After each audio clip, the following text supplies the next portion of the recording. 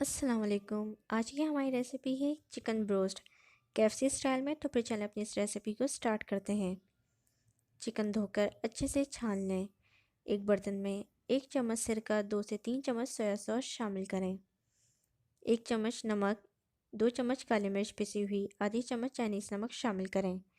1.5 cup मैदा और 1 cup cornflour शामिल कर दें।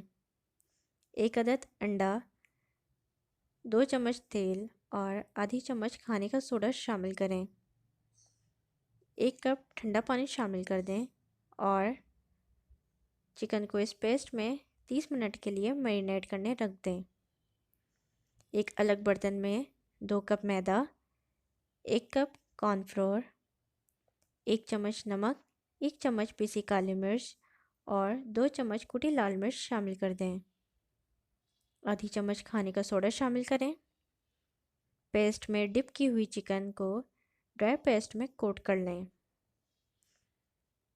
और एक कढ़ाई में तेल गरम कर लें। कोटेड की हुई चिकन को डीप फ्राई करें गोल्डन ब्राउन होने तक।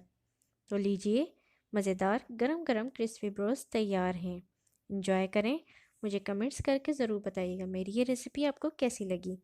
मेरे चैनल को लाइक, सब्सक्राइब एंड शेयर करना मत भूलिएगा। मुझे अपनी दुआओं में याद रखिएगा। अल्लाह हाफिज़।